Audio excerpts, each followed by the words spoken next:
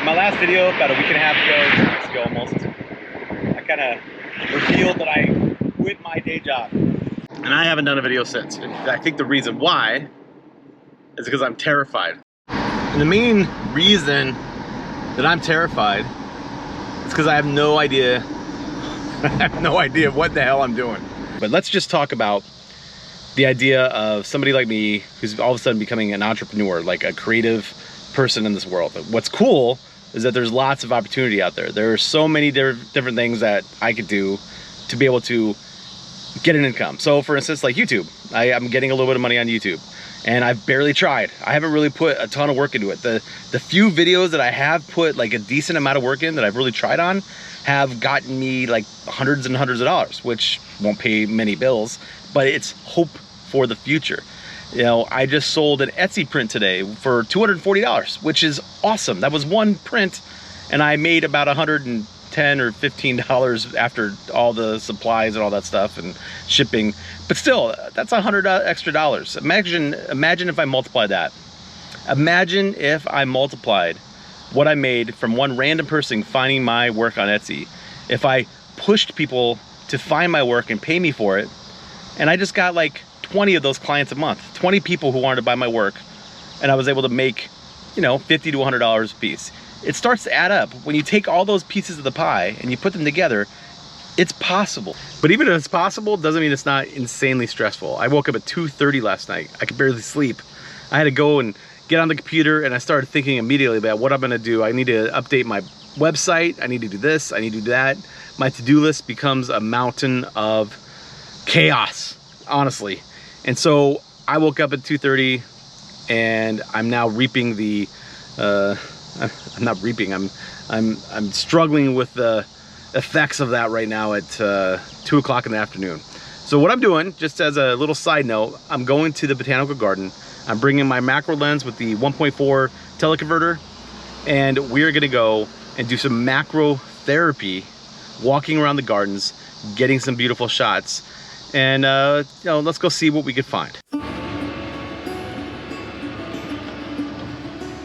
There's construction everywhere, but the amount of beauty within these flowers, where the caterpillars and the butterflies are all over the place, is pretty magical. So I brought my macro lens with the teleconverter 1.4, and I also have the 50 to 140 from Fuji to shoot with a little bit. I just got a couple of shots of a caterpillar, some butterflies, and it's kind of nice. I'm already feeling less stress, and then I get to go home later, check out the photos, and kind of continue that decompression, that de-stress process. So let's go get some bees, some butterflies, and some little flowers.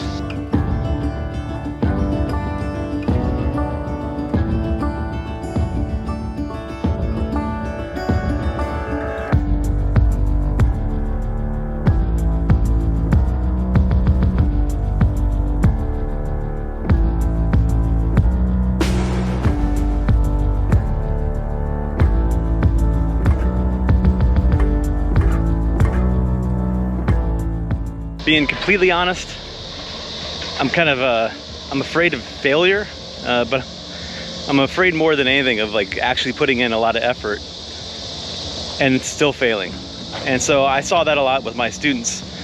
We have students who really didn't always believe in themselves, and so it was easier to quit and say, hey, it's on me, I chose to quit, because they were afraid of trying and facing that kind of rejection, right? That kind of failure that hurts us down to the core. My dad was a complicated man, but he always provided for the family. He was always a hard worker. He'd go to work every single day in the morning, come home at night. He was a mechanic. He was always full of grease and grime, right? And I think that one of the things I got from my dad is that you always provide for your family. You always got to work. And so I'm struggling right now to make that fit in my head with this idea that I could be maybe doing damage to my family by choosing the path that I'm on right now. So that's a little bit of a struggle. But along with the struggle is trying to get these butterflies to stay in one place. These butterflies are moving around really quick. That's what they do. So let's go catch some butterflies.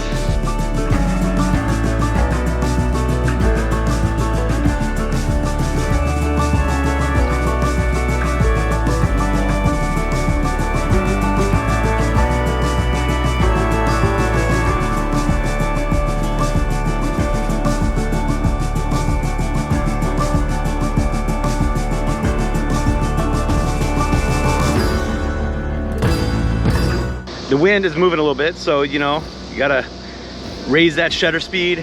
And then what I usually do is I put it on manual focus.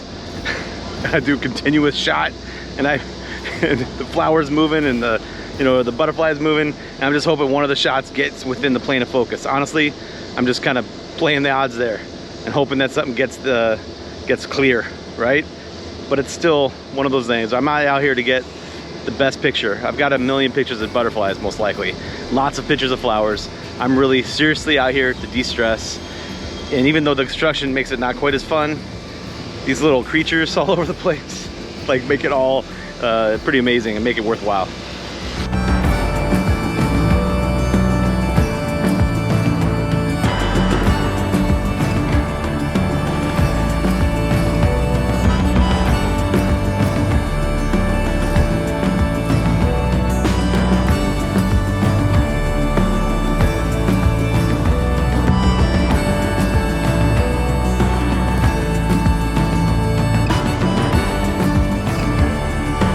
I also brought along the GFX 50S2 and the 81.7, which is a pretty sweet little big lens. And I'm still getting used to the camera. I'm still getting used to what it's capable of and experimenting with how quickly it focuses. It seems to do a decent job, even though this lens is not a quick focuser. It's getting me some cool shots. And it's a really cool contrast to have something like this, where you're getting a wider kind of scene, and then you have the macro with the teleconverter that gets you crazy close. So it's fun to see the two different abilities to shoot creative shots.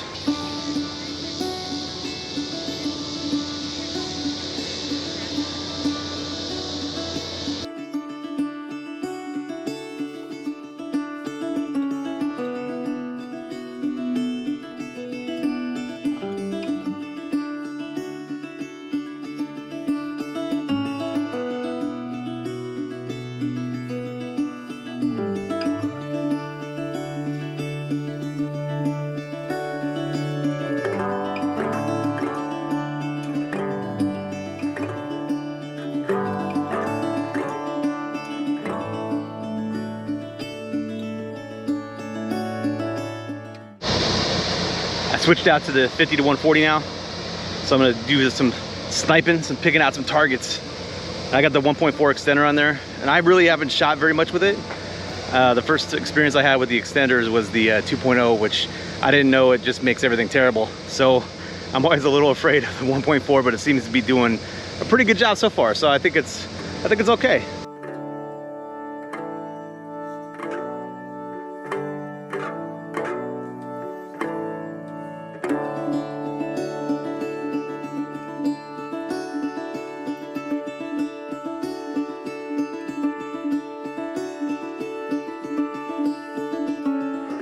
Well, thanks for listening to me rant, everyone. We'll see you next time. Wish me luck.